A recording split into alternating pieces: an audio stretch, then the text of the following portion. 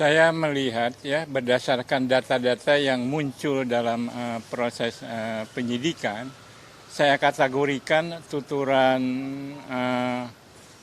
Roy Suryo ini dengan Pak Rismon itu masuk kategori paling tidak saya 4 kelompok mempertanyakan integratif ya gitu, memperkirakan ya, menilai, mengevaluasi gitu ya, dan meragukan. Jadi semua kategori itu ya dalam analisis linguistik itu tidak berdampak hukum.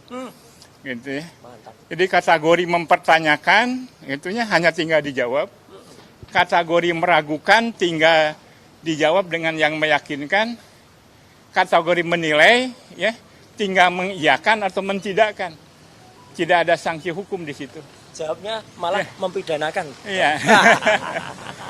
Itu sejauh data yang muncul dalam itu ya, karena datanya panjang sekali, berbagai macam rekaman di YouTube, di mana dan sebagainya, di TV segala macam, makanya cukup menguras waktu ya, dan saya harus membaca lebih teliti sehingga, tapi 4 kategori itulah yang muncul hari ini. Tidak ada kategori menghasut, tidak ada kategori memfitnah, tidak ada kategori memanipulasi data.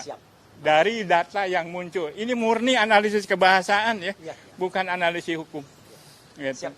Itu yang saya kira itu. Ada tambahan begini. Jadi sebenarnya keterangan dari saksi yang disampaikan Pak Roy itu makin mengkonfirmasi persoalan tentang ijazah Saudara Joko Widodo.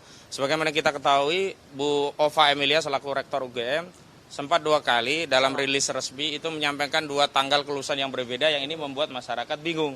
Rilis yang pertama adalah 5 November, rilis yang kedua adalah 23 Oktober, walaupun sama-sama tahun 85. Dan ini penting, kenapa? Agar jangan sampai ada kekeliruan itu dilegitimasi oleh penyidikan yang menyebabkan anak bangsa yang merdeka menjadi tercederai, terampas, kemudian masuk penjara. Saya ingin tegaskan ada spill-spillan yang penting untuk kami sampaikan.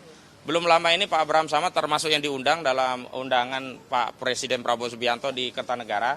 Salah satu hal yang dibahas termasuk soal masalah ijazah. Dan yang paling penting adalah ada atensi yang saya kutip dari Pak Abraham Samad, dari Pak Presiden sendiri, memberikan arahan kepada Pak Kapolri, Pak Listio Sigit Prabowo, agar ya hati-hati ya, tidak kemudian menggunakan pendekatan yang berlebihan dalam menangani kasus ijazah palsu dengan kata kunci.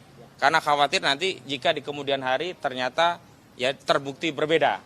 Nah, ini kan sebuah indikasi bahwa boleh jadi hari ini dianggap asli tapi di suatu saat ternyata dapat dibuktikan palsu. Karena apa? Karena otoritas hari ini sedang tidak berpihak kepada Pak Roy Suryo. Yang saya maksud otoritas bukan otoritas presiden ya, tapi otoritas penyidikan, otoritas dari Polri. Karena yang lalu saya sudah pernah menyatakan bahwa saya mengkritik proses SP3 yang diberikan itu lebih mengikuti SOP Solo, termasuk pelimpahan. Karena kalau mengikuti SOP yang sebelumnya sudah disampaikan juga, harusnya adalah pemeriksaan ahli terlebih dahulu baru pelimpahan. Dan terbukti hari ini ketika barang itu dipaksakan dilimpahkan setelah kunjungan 2 orang ya ke Solo ya, bolak-balik ternyata balik lagi. Itu mengkonfirmasi memang harusnya prosedur hukum yang ditaati, tetapi tidak, dan itu bisa memungkinkan sesuatu yang sebenarnya palsu menjadi asli karena otoritas yang mengendalikan. Karena itu saya pikir kita semua harus menghormati atensi dari Pak Presiden agar jangan terlalu berlebihan.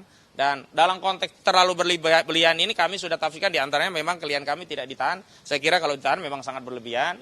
Dan pada konteks selanjutnya saya pikir kasus ini harus dihentikan karena memang tidak ada pidana dalam kasus ini. Insya Allah kita akan terus berjuang dan seluruh rakyat terus mendukung kami.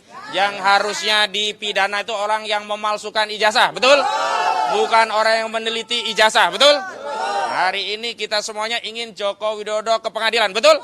Bukan pergi ke 7.000 kecamatan, bukan pergi ke 514 kota kabupaten, atau setidaknya bukan berkunjung ke 38 provinsi. Tapi yang kita butuhkan adalah hadir di pengadilan untuk membuktikan ijazahnya, menunjukkan ijazahnya ke seluruh rakyat Indonesia.